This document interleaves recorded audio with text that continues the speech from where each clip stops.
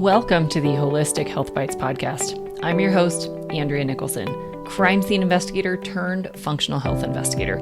This podcast is here to share bite-sized episodes and unique interviews on a wide variety of health topics to empower, enlighten, and educate you to live your best, most vibrant life. Disclaimer: all information you hear on this podcast is for information only and constitutes individual opinions of the person speaking. This should not be taken as medical advice. Being a listener of this show does not initiate a practitioner-client relationship between you and the hosts or panelists on this show. Please discuss these topics with your medical professionals before making any changes to your health. Okay, let's dive in. Welcome back to the Holistic Health Bites podcast. Today, I am joined with special guest Divya Gupta, and she's going to share some information about hypothyroid. And we're going to have a whole conversation around having a healthy thyroid, how you can get out of having an unhealthy thyroid. So welcome. Thank you so much for joining me today. Thanks, Andrea. I'm so happy and honored to be here. Yeah, absolutely. Will you just kind of give a brief introduction about yourself and kind of how you got into this space? Oh, how much time do we have? No, I'll make it. I'll make it short and quick. Like most of us in this space have a pain to purpose, and just like you, this wasn't my first. I didn't know I wanted to be a functional nutritionist. I'm a very stereotypical Indian immigrant. I did my computer science engineering back in India, and I came here from my master's almost 20 years ago. And then I worked in corporate America. I worked for a top 4 consulting firm, then in Silicon Valley for 15 plus years. And, we get into this world either with our own health struggles or we watch somebody very close to us going through a health challenge. I had both going for me. So I lost my gallbladder when I was 20 years old back in India. Story for another time, but it was intense. In a matter of few months, the only option given to me at that point was take out the gallbladder. I didn't know what the gallbladder did at that point. I just wanted to be out in pain. That was done, out of pain, moved on, came to the US, and a few years later, I got diagnosed with Hashimoto's. Now I know the connection between the gallbladder and Hashimoto's. But during that time, now I'm in mid-20s, and I had a ton of symptoms, which I'm sure, and when you're young, you push through a lot of these, I'm feeling tired all the time, I'm a muscle ache. But even when I went to the doctor, I was dismissed, saying that it's in your head, you're too young, you're fine. But luckily, maybe for me, I got diagnosed early enough, and I'm like, fine, okay. I started taking medication, it worked for me. But around the same time, my mom, who already did have a gallbladder removed, just like mine, but she didn't have any pain. Then Hashimoto's diagnosis. Around my Hashimoto diagnosis, she got a second autoimmune disease diagnosis of rheumatoid arthritis. And I don't know, something in my mind just clicked. I'm watching a preview of my movie. If I don't change anything, I'm following her footstep. I'll probably get another diagnosis. Could be RA or rheumatoid arthritis or something else, but probably a decade earlier. And I need to take control of my health or do whatever I can to manage it. So that's what got me into looking up, okay, what can I change? And 15, 16 years ago, nobody was talking about gut health. I didn't know I have to Google gut health, but it was, okay, I knew, okay, diet is something that I can control. So started making changes there. I'm like, wow, I'm not bloated. I was bloated all the time. You don't even get aware that you're bloated until you're not.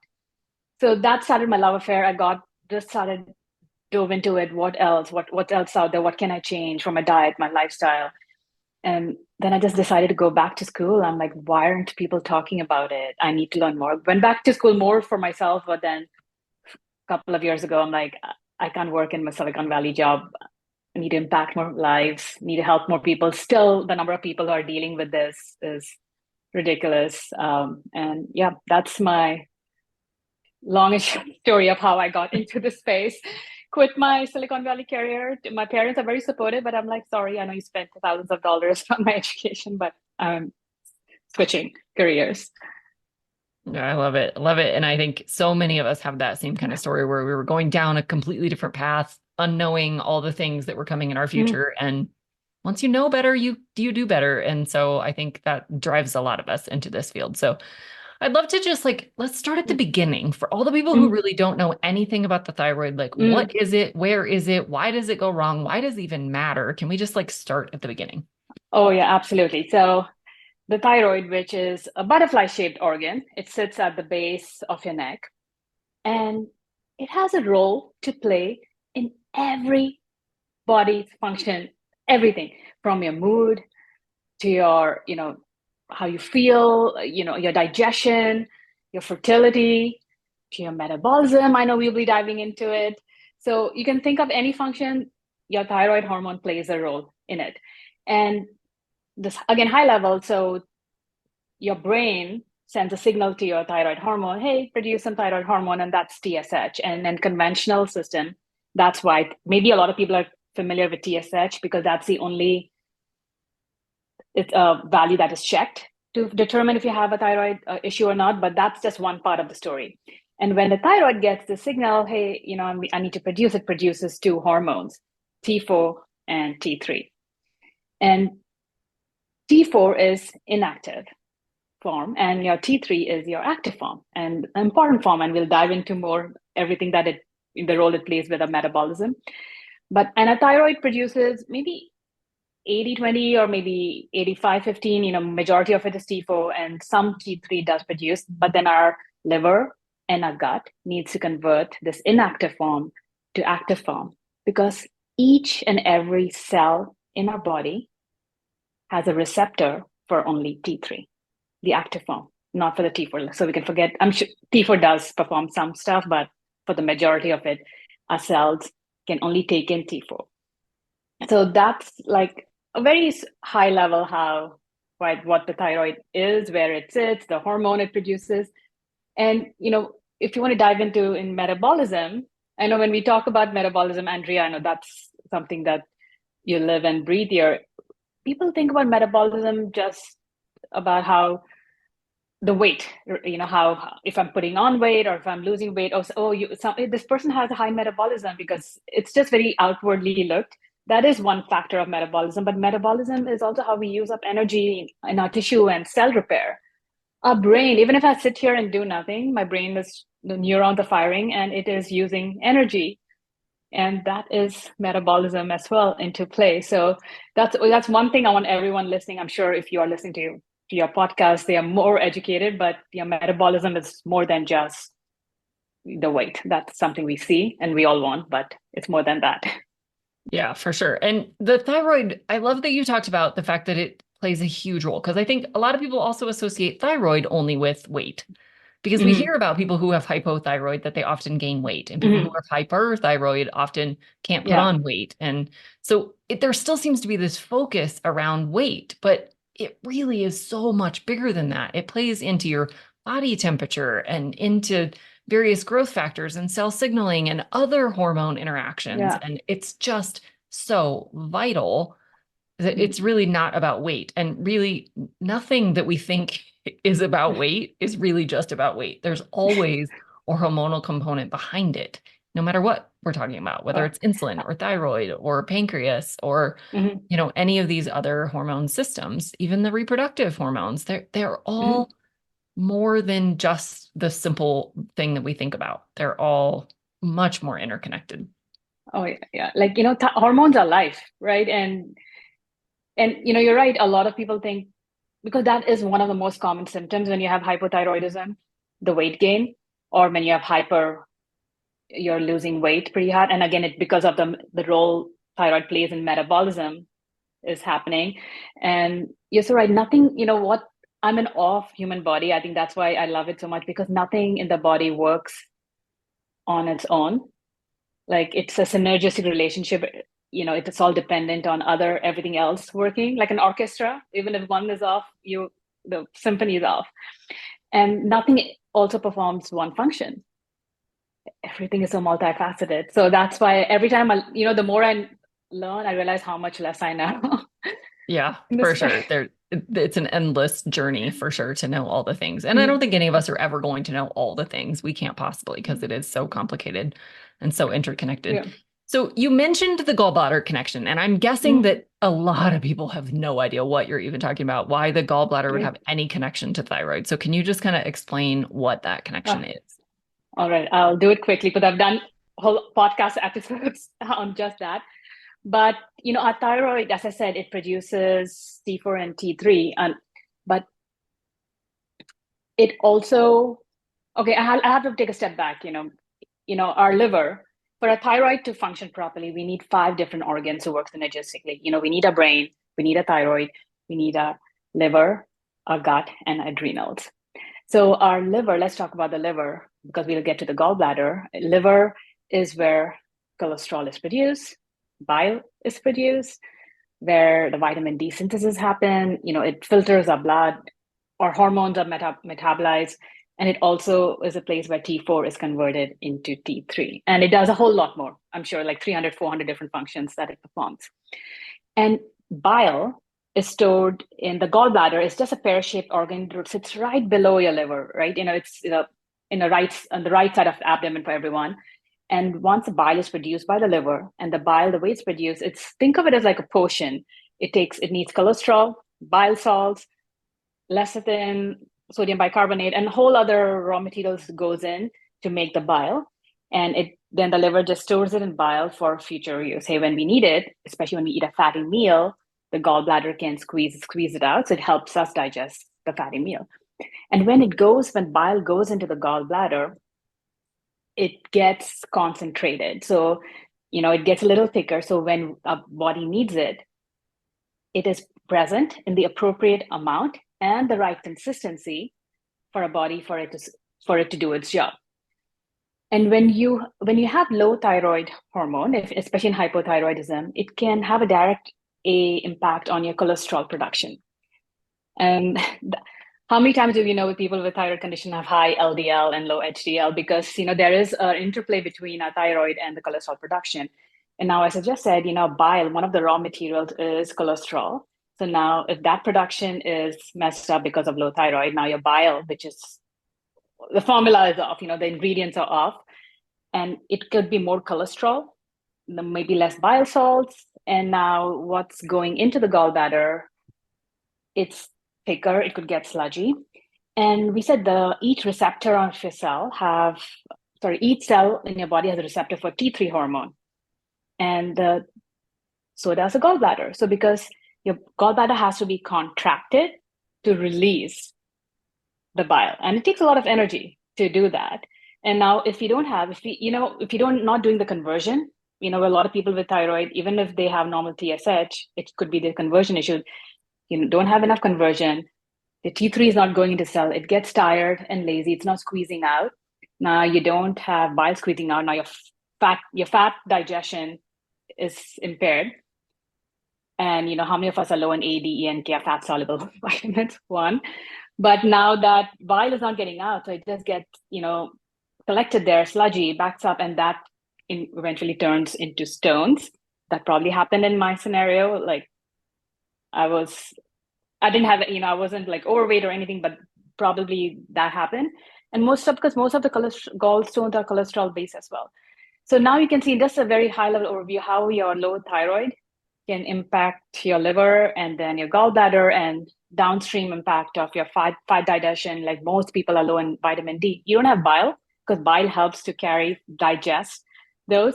And also bile helps in clearing out excess hormones, clearing out excess cholesterol. Now that is impaired. Now, it could lead to high LDL, and estrogen is not being cleared from our body. So nothing in the body works on its own. And the thyroid sits here and the liver and gallbladder here. How the hell are they connected? But they are.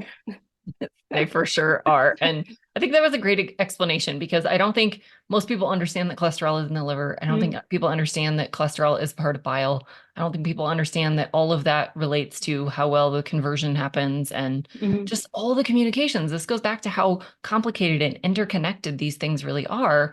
You wouldn't think that your liver imbalance would cause a thyroid problem or that a thyroid problem would cause a cholesterol problem, but they're all really related to the same underlying issue. And not everyone has Hashimoto's or the autoimmune version, although that is the most common that we see. Tell us a little bit about how the autoimmune side of things actually develops. Like, what are some other factors that might play into you developing the autoimmune condition side of this? From the latest literature and stats that I've read, if you have hypothyroidism, 90 to 95%, you probably have Hashimoto's, which is the autoimmune condition that attacks your thyroid gland and leads to hypothyroidism. And an autoimmune condition is your body attacking itself. And something has gone awry and the body starts attacking. And there could be a number of different root causes for different people of why you developed an autoimmune condition in the first place. And I just want to cover, like, yes, your genes could be at play, but I believe in epigenetics. Yes, especially as being a Southeast Asian woman, we do have a gene because it's very common. Like all the women in my family has it, and a lot of other Southeast Asian women too. But how our genes expresses is our environment, our lifestyle, and other factors that go into it. So, a small factor of you could have the gene, but then we know gluten, especially leaky gut, right? And gluten could be another cause of that because of molecular mimicry. Again, gluten has changed over hundreds of years. It's not the same that it used to be, especially in this country. If you're watching in the US, it's very different. But our bodies hasn't evolved as much, so it really does not know how to break it down. And eventually, when we can talk about leaky gut is when our cell lining is very thin. It's just one cell wall thick, and when it gets irritated, it could be due to gluten. It could be a lot of toxins, gut dysbiosis, which is just an imbalance between the good bacteria and the bad bacteria. And now when the cell wall gets widened, now we have these bigger molecules getting into our bloodstream that they're not supposed to, and our immune system gets activated because our immune system they're here to protect us. It's really smart. It's not supposed to be there. It's something foreign. Let's attack it. But it's also a little dumb. It's also blind because it just goes according to the shape because it tags. Okay, this is how it looks like. I'm going to attack. And gluten molecule looks very similar to our thyroid tissue. And in the process of attacking gluten, it starts attacking your thyroid gland, and eventually that leads to hypothyroidism. But that could be one of gut dysbiosis, toxins, gluten that a number that could lead to an autoimmune condition. Yeah. And there are so many triggers, but I agree with you. And, gluten seems to be one of the main things behind a lot of different conditions because of that leaky gut situation that gluten contributes to. And like you said, it's not the same as it once was, and it's not even the same in other countries. Sadly, the American crops have been hybridized and altered and highly sprayed with all kinds of things. And that's contributing to literally the gluten in our wheat products are completely different than they once were. And that they're completely different than what you would find in Europe or other places in the world. And so it really is a big thing. And this is why pretty much everybody in the functional health space will tell you to go gluten-free because it's that important. And especially if you have an autoimmune condition, gluten and dairy, two foods. And they're very inflammatory as well. And behind every autoimmune condition, there's inflammation, which we know can impact your pancreas, which produces insulin and lead the downstream impact. So, And once you have an autoimmune condition, you're significantly more likely to get a second, like you said with your mom's case.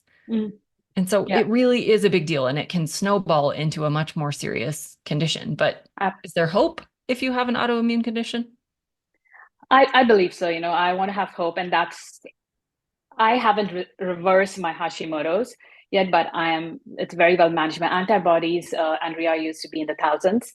The last time I checked, it's now down to hundreds. So it's taken a lot of work and learning, because that's what I got into myself. And my doctors refuse to check the antibodies again. I'm like, she's like, oh, you have Hashimoto's. Why do you need to check it again? I'm like, please run it. I just want to see the antibodies reduce. At least it's trending in the right direction.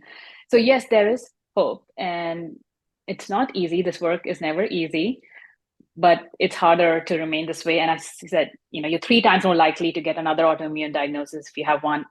I've seen it with my mom. So I'm like, no, I want to do everything in my control that I can to not let that happen and hopefully reverse that. I know a lot of people have reversed their autoimmune condition. Diet plays a huge role. Toxins plays a huge role. Stress plays, managing stress plays a huge role.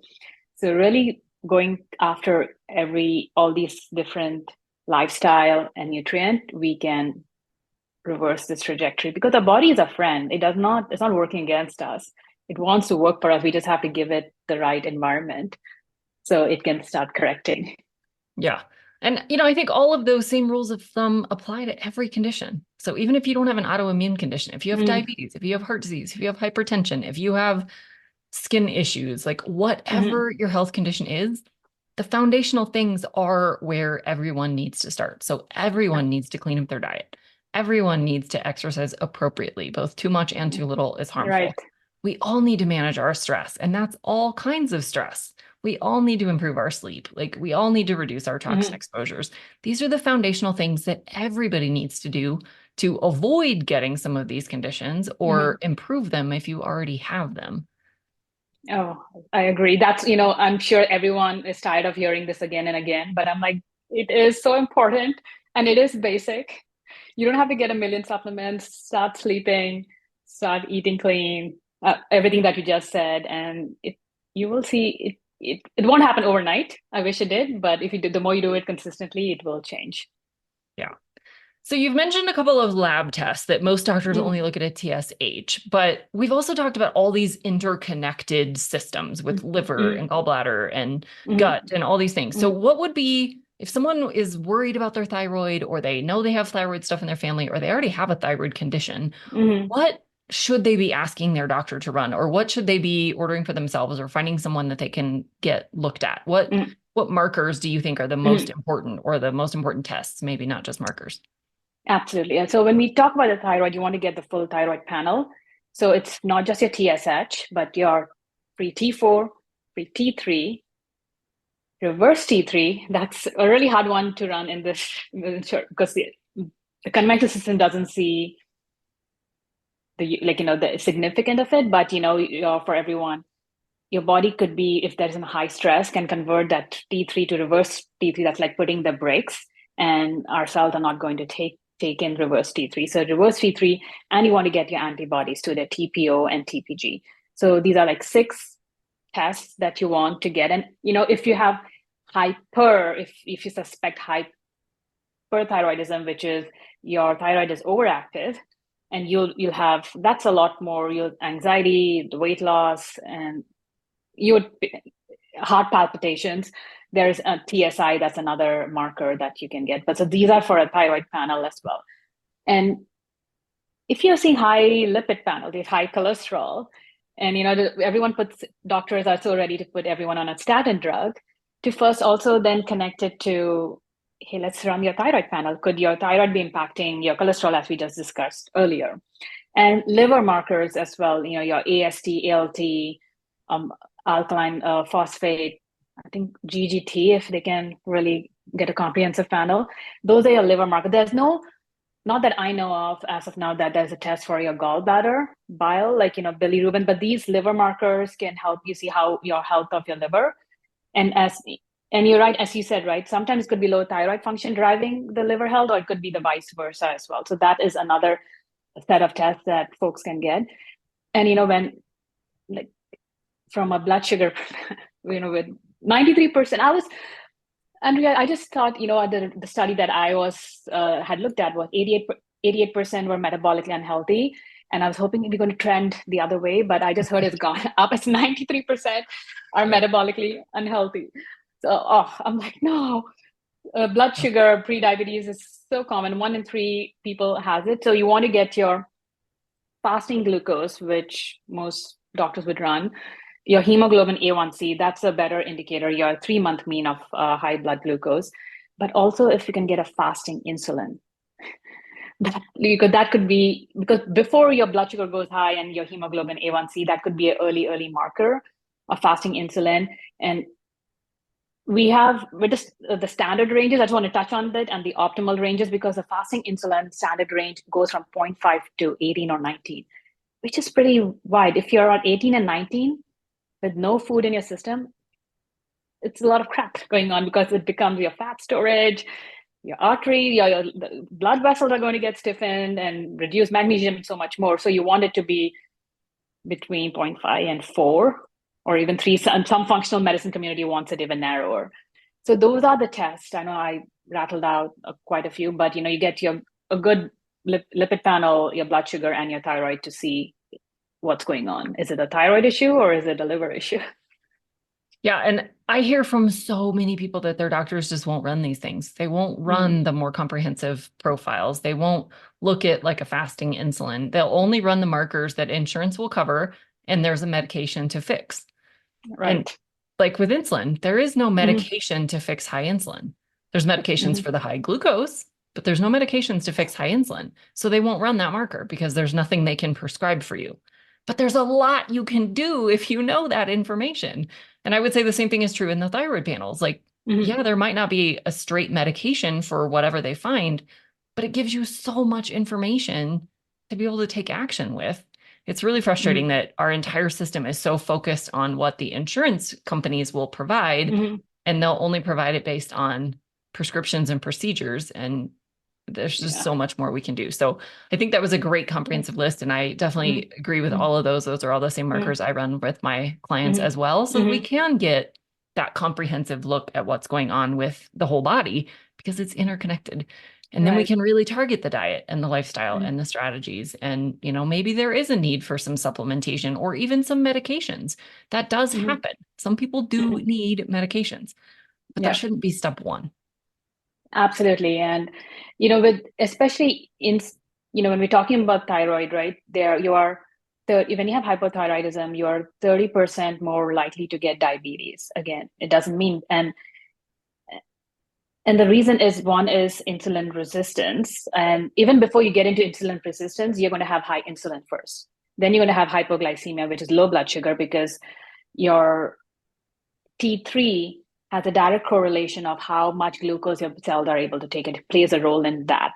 So now you see how a thyroid and your insulin is connected to, and then you get to insulin resistant, then that's the pre-diabetes high blood sugar. So because at T3, your active hormone really helps in burning utilization of the energy, right? It really helps burn that protein, the fatty acids, the carbs, the sugars for that energy, and your cells need energy. And insulin, I'm sure everyone listening might have heard this, but insulin helps to get the blood glucose into the cells. It's like the carrier to get the glucose into the cells. And if your insulin is impaired, insulin resistance, you can also get, I've learned recently is also you can get T3 resistance. Yeah, your cells have become impaired to T3. And if your insulin just doesn't take glucose, right, it also takes nutrients into your cells to produce that energy, and then you need nutrients for your thyroid to work efficiently. So everything is connected. Yep. And the same thing is true in your gut. If your gut isn't actually absorbing the good nutrients, you're going to be lacking in iodine and selenium and all of these other factors that are directly needed for thyroid function and insulin management and blood sugar management and all of these things. So it really is all connected. Absolutely. And it is, you know, in the functional medicine practice, they say, you know, blood sugar dysregulation it's like a fuel to the fire if you have an autoimmune condition. And, you know, you ask with Hashimoto's, you're more carb intolerant. Your metabolism, that just means that if I eat a high carb meal, my blood sugar may spike much higher compared to somebody who doesn't. And when your blood sugar spikes up, there's more insulin being poured out to manage that. And it just steamrolls from their high blood sugar, high insulin, and over time your body's like, I can't do this. Yep. It gets fatigued. And when high blood sugar also adds a lot of internal stress. We were talking about stress earlier. It's not just external stress that we face, but the internal stress of high blood sugar, high insulin, is high cortisol comes into play, and cortisol will shut down thyroid function because it feels as a tiger, I need to manage that first. Yeah. And eventually adrenal fatigue. And then we know for the thyroid to function, we have the adrenals come into play as well. Yeah. Ugh, it's so complicated and intricate, and yet there's a lot we can still do about it. So I think that was fantastic. I would like to dive a little bit into, if you have Hashimoto's specifically, or really any thyroid condition, what are some of the options that people can explore to correct things? Is it always medications? Are there particular medications? Are there options people can ask for? What are the choices? Hormones are life. And again, just as you stated, sometimes medication is necessary, and we don't want to be like, no medication at all. And earlier you catch it, so sooner you can reverse it and be off medication. But if you have hypothyroidism and TSH, you may want to get on a thyroid medication, which is typically T4. There, I would just add is also once you get the full panel, you'll see where your T3 is. If there's conversion issue, it would be good to ask your medical doctor about T3 as well. So maybe it's T4 and T3. So you have, again, you have to work with your doctor to figure out the right dosage, where you have energy and you're feeling good and those levels are in optimal. So that's one place. If you do have hypothyroidism, I would not be without medication, because that can do more damage than by avoiding it. But if you have an Hashimoto's, like an autoimmune condition, going back to the basics, and you're taking off gluten and dairy, we want to reduce the inflammation that's going on and the attack, right? That's something we can do that, and really working on the gut dysbiosis. Like I'm sure you do it, I do like stool analysis in my practice.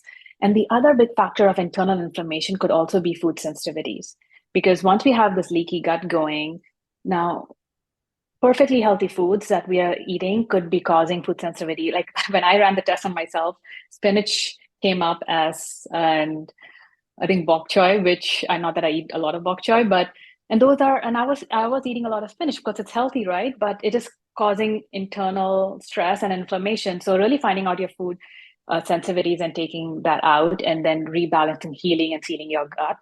Well, working on the gut, that comes, and we all could be dealing with parasites, and then heavy metals is another factor we didn't touch on, but we are exposed to toxins and heavy metals all around us.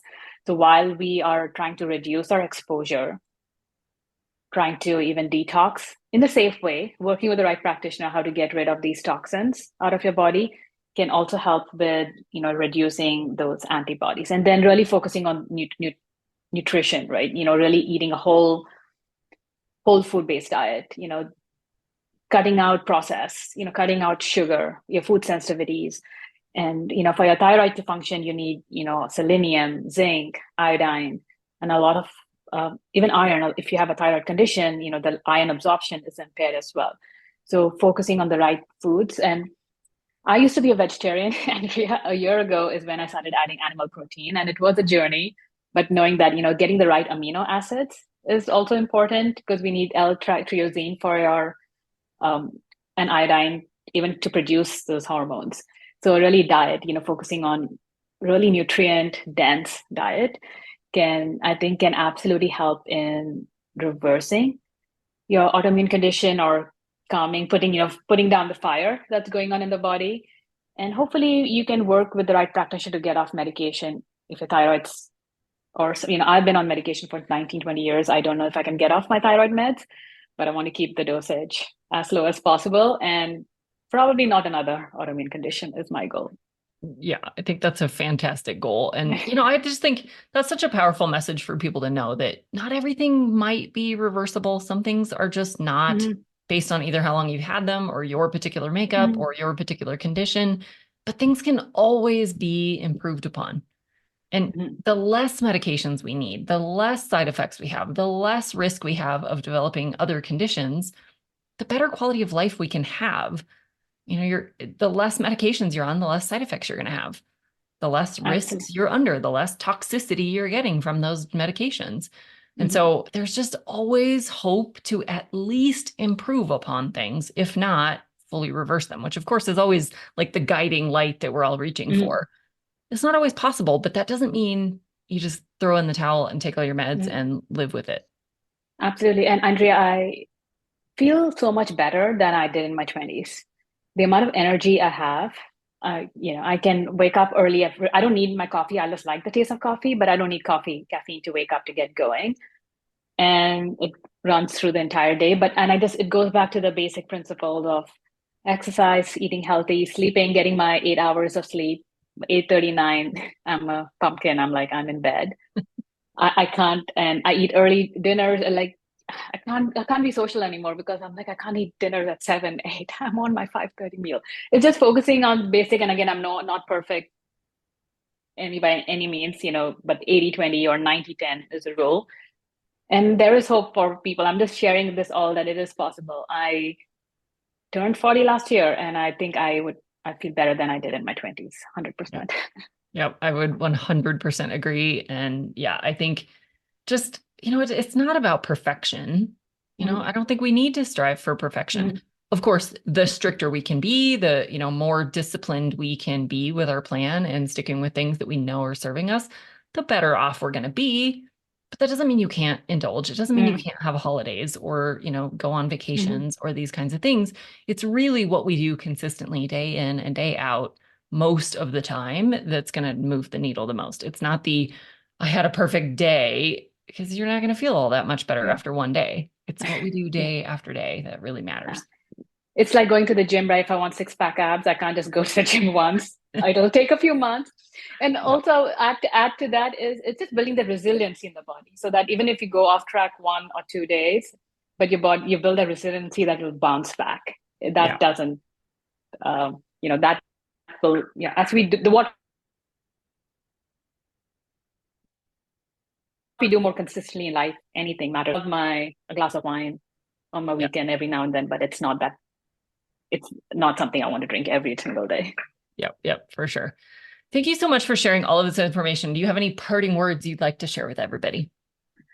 Um, Gosh, it can sound overwhelming when anybody who's starting on the health journey.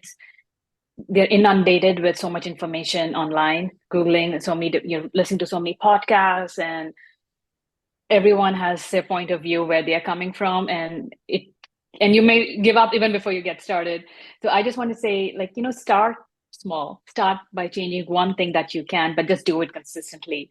It could be just going to bed on an hour earlier. It could be going to start eating better. So just pick whatever that you know that you can incorporate into your life consistently and build on that. Build on that. And I'm forgetting the code, you'll be 1% better by the end. To get 1% better, you have to change one thing. And then when you Yep. look around, when you turn around, because we say, right, what we underestimate what we can do in a year, but we overestimate what we can do in a day. So, a similar fashion, when you look back, you would have made progress. So that would be my advice. Just start, pick something, and maybe find somebody to help guide you. We all need guide and coaches so who can really narrow down what you need, what your body needs, and get there faster than on your own. But you can do it on your own. But yeah, just start somewhere and Yep. stay consistent. Yeah. And if you're struggling to find a practitioner who will run the labs that you want to run, that will interpret them the way you think they should be interpreted, keep looking. There are a lot of people out there who can Mm-hmm. help you get exactly the information you want. So don't just stop when your doctor says no or your insurance company says no. Keep fighting, keep looking for answers. It may not be on your insurance. Just be prepared for that. But definitely keep fighting and keep looking for someone who will help you the way Yeah, you want to be helped. There's always answers out there. So I think that was a fantastic message. Thank you so much for sharing your story and all of your wisdom with us today. I know you connected the dots for a lot of people who didn't yeah, really understand how the liver and gallbladder and gut and brain and adrenals and all the things are connected to your thyroid. So thank you so much. absolutely. Thank you. I don't want anybody else to go through the journey that I did. So I hope that message reaches somebody at the right place and they can turn things around. Yeah, absolutely. If people want to find out more about you or find out how to work with you, what would be the best place to find you? Yeah, everyone can go to my website. It's divyagupta.net. And you can also download a free guide on all the tests that I talked about, comprehensive lab test for your thyroid panel and with the optimal ranges. And also all the different symptoms that you could be experiencing if you have hypothyroidism, because the list is extensive because it plays a role in everything. That, and also I'm very active on Instagram @_Div Gupta. I know you'll put it in the show notes, so they can find me there and reach out to me through those means. Yes, absolutely. We will link all of that in the description of this episode so that you can just very easily click on things and get over and find Divya so that you can learn more about all of the things that she does and all of the amazing success stories she has. So thank you so much. I hope you have a fantastic day. And to everyone out there, we'll catch you again on future episodes. Thank you. Thanks for being a faithful listener to the podcast. I'd love it if you left me a 5-star review on this podcast so that others can more easily find this valuable information. Did you know I also work one-on-one with clients? I approach solving health challenges like I approached solving crimes, by conducting a thorough investigation into your case. Sadly, hundreds of millions of people in the US have insulin resistance, prediabetes, and diabetes, and the vast majority have no idea. I'm here to fix that. If you struggle with low energy, stubborn weight, hypertension, sleep disturbances, or any other undesired symptoms, let's talk. All you have to do is schedule a free call. The link will be in the show notes. And no, you do not need to live near me.